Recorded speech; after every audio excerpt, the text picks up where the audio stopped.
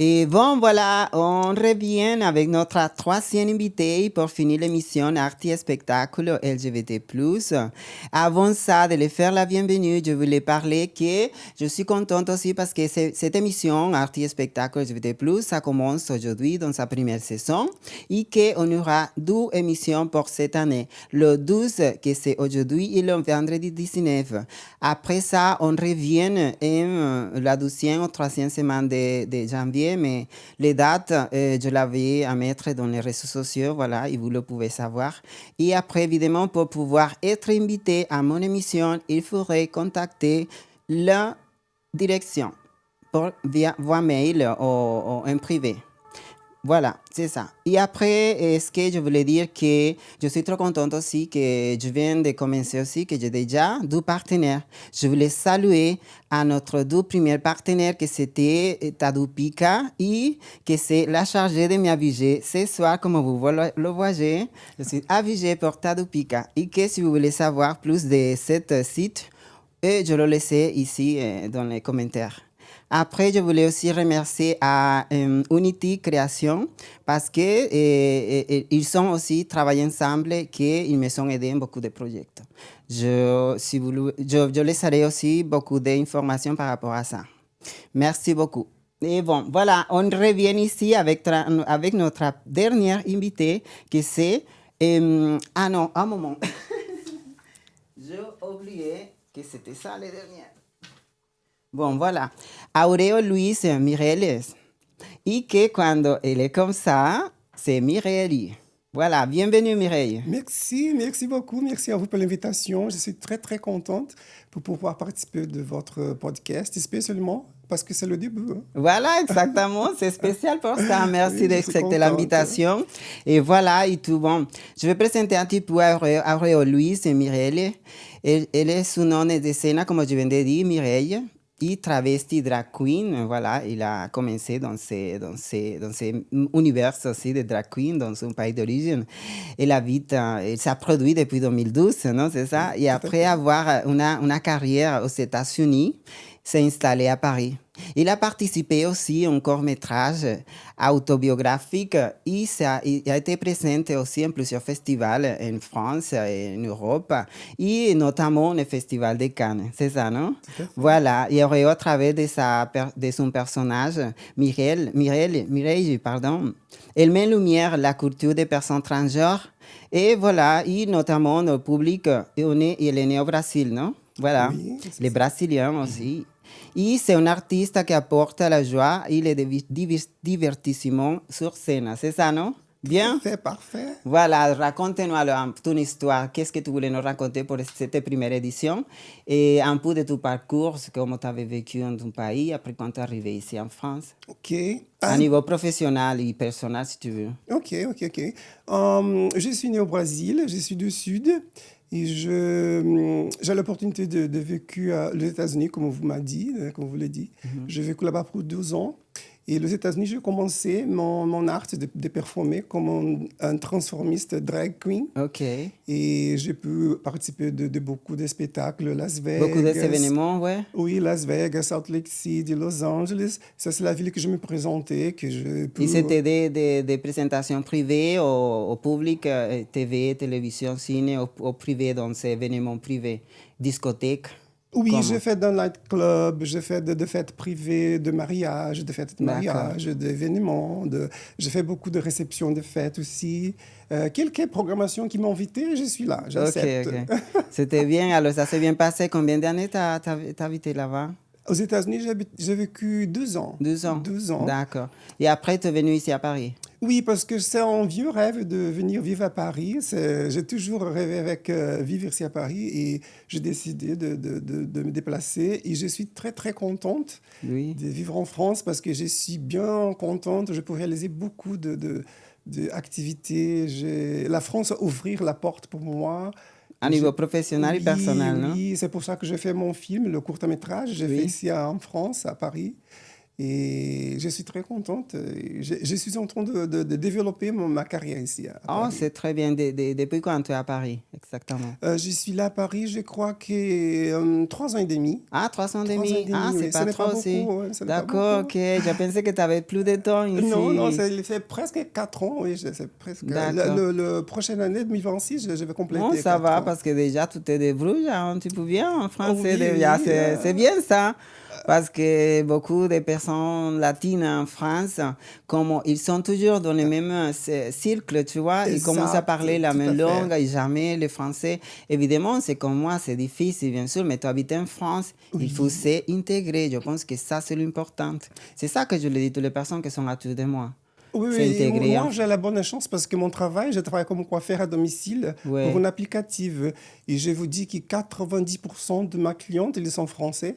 C'est pour ça que je m'oblige à parler français tous les jours. Ah, ok. Et Ah, ça j'avais m'aide pensé le beaucoup. contraire. Bon, Oui. voilà, si vous ne le savez pas, ici, bon, elle est aussi artiste dans la beauté. Ça veut dire que maquilleuse, coiffeuse, ça est Oui. aussi. Et que j'ai pensé que la plupart des clients que tu avais, c'était plutôt brésiliens, la population Non, brésilienne. Ah, c'est au non, contraire. non, la majorité, ils sont français. Et bien sûr, j'ai de quelques clients brésiliens, de arabes, de marocains, de italiens, mais la Ouais. grande majorité, c'est français. Bon, tu as une minute là pour te promotionner. Dis-nous où qui peut te trouver ou comment pour tes services de coiffure, Pour maquilleuse. mon coiffure. Ouais, La personne peut m'appeler pour le téléphone ouais. ou il peut entrer dans l'application parce que je travaille avec une application qui s'appelle Wicasa Pro. Ok. Vous pouvez entrer dans le Google et vous faire entrer dans Ok, l'application ok. et là-bas, vous pouvez m'y trouver. Ok, bon, je voulais cette information dans les pieds de la publication. Bon, on va continuer par rapport à ton émission parce que c'est ça, c'est pour ça que je t'ai invité aussi, OK. que ça m'intéressait regarder, que tu as commencé aussi incursionner dans la carrière comme présentatrice d'une Uh-huh. émission. Tu peux nous raconter un petit peu par rapport à ça, comment tu as commencé, quand et qu'est-ce que tu fais là? OK. Normalement, au début, j'ai commencé ma carrière artistique comme un danseur. Oui. À ma jeunesse, j'ai commencé à danser la danse classique. J'ai dansé pour 25 ans. Et après, quand je me déménageais aux États-Unis, j'ai commencé à aller au nightclub latine des Mexicains. Et Oui. là-bas, ils sont en train de faire le show de drag queen. Mais jamais passé pour ma tête faire le show de drag. Et un jour, un garçon, il me regardait, le garçon qui administrait le nightclub, il dit pour moi, je pense que vous êtes très exotique. Si vous faites un show de drag, je pense que vous allez très bien. Et quand il m'a dit ça, je pensais, pourquoi pas, hein? Et j'ai fait le premier spectacle et je me senti très bien parce que j'ai l'habitude de danser dans Tout le monde la adorait, tu scène. t'es senti bien Oui, avec. je me transformais, je choisis mes habillements, mes déguisements et tout. Et après, ils aimaient bien ma première performance. Et après, j'ai commencé à danser, à performer. J'ai jamais fini. J'ai performé jusqu'à aujourd'hui. C'est bien ça, alors bon, c'est pour ça. Et après, tu as commencé ce projet de l'émission que tu fais dans ta chaîne de YouTube. Comment s'appelle ce programme? Ah oui, oui, j'ai un podcast sur YouTube qui s'appelle, c'est en portugais, Arroba de Salto na sua sala. C'est De comment... salto na sala. Je pense que la traduction en français, ça peut être de, Je je sais pense que pas. c'est arroba de talon sur Non, votre non, je salle. voulais dire, c'est ça, comme des saltos dans sous la salle, La voilà. salle, oui, Ça oui. veut dire, bon, je fais la traduction comme je peux la faire. Ça veut dire qu'elle fait les interviews, elle vient chez vous dans sa salle à faire l'interview, c'est ça, non? Oui, j'ai fait Il y comme avait des vous. talons. Oui, j'ai fait comme vous, j'ai fait l'interview, mais la différence est que je veux le chez cliente. La personne qui a invité moi, je vais chez elle et je fais l'interview chez la personne. Ah non, mais toi, tu profites alors, tu les fais le travail des maquilleuses et coiffeuses et en plus, tu les fais l'interview. Oh non, non, non, non, Ah, ok. je vais séparer, hein. Ce Ah, sont ok, deux choses ok. totalement Je n'avais pas différentes. Oui. compris. Mais c'est bien parce que la personne qui accepte l'interview, ils vont me recevoir très bien Ok, chez ok. elle et nous bavardons, nous avons bon temps. Et elle m'a raconté toute l'histoire de la vie de Brésiliens qui habitent ici à Paris parce que ce canal, il est seulement portugais parce que c'est un canal pour la communauté brésilienne. Ok. Et le but de ce programme, c'est quoi? Présenter le parcours professionnel de chaque personne de Brésil. Nous parlons de tout ça un peu, nous parlons de la trajectoire de la personne, qu'est-ce qu'elle a fait ici quand elle est arrivée à Paris. Elle va me raconter leur histoire de vie qui est là à Paris. Hein. D'accord, ok, bon. C'est très bien ça. Bon.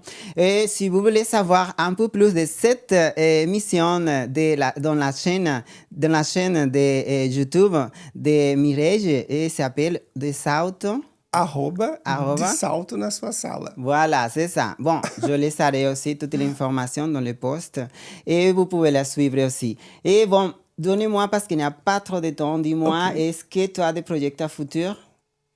Oui, mon projet, c'est de développer mon channel et je voudrais, un futur proche, commencer à faire l'interview en français aussi parce que je peux abrancher un public plus grand hein, qui peut accompagner mon travail. Et ça, c'est mon projet que je pense à faire, développer mon channel en français. Ok, c'est très bien ça. Bon, compte avec moi parce que c'est pour ça qu'on est là, pour nous aider ensemble. Il réussit à sortir dans beaucoup de choses, dans la vie personnelle, projets professionnels. C'est pour ça que Art et Spectacle est là à partir d'aujourd'hui. Ça veut dire que Art et Spectacle sera une force pour donner aussi un peu à la communauté LGBT+, parce que mon idée, c'est que, évidemment, je suis la créatrice et la directrice de cette émission, et l'idée, c'est de pouvoir la nommer comme une association d'ici l'année prochaine. Ça veut dire parce que il y a beaucoup de personnes de la communauté LGBTQIA+, qu'il n'y a pas d'opportunité dans beaucoup de domaines, dans le travail, dans la vie, dans l'éducation. Et voilà, je sais parce que ça m'a touché à moi-même aussi. Je suis artiste depuis que je suis des chansons. Je n'avais eu jamais une opportunité. Et en plus que je suis migrante non plus. Et comme je vois que c'est possible de commencer quelque chose pour donner un coup de main à ma communauté, tu vois, c'est ça que je voulais.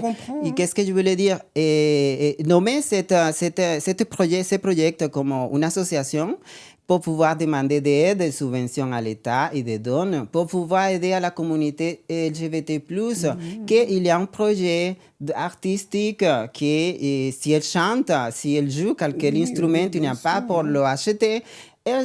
Art et Spectacle, l'association sera là pour l'aider. S'il y a un projet à faire à futur, Art et Spectacle LGBT+, pour l'accompagner à le faire, à se former et à trouver un travail aussi. C'est l'idée. C'est parfait parce que ça va aider beaucoup d'artistes qui sont en France, qui sont un peu perdus, qui ne savent pas où aller pour présenter le projet, voilà, exactement. Et avec votre projet, vous allez ouvrir la porte exactement. pour tous les Parce artistes. que c'est ça, je m'avais senti comme ça. Je suis allée à gauche, à droite pour trouver des accompagnements des choses. Toutes les portes sont fermées. Et voilà, je fais quelque chose pour ma communauté. Je pense que ça commence et ça va être très bien. Merci beaucoup d'être là, Mireille. Et j'espère qu'on peut se revoir bientôt, d'accord? Bien sûr, merci à vous pour l'invitation et bonne chance. Merci. Voilà.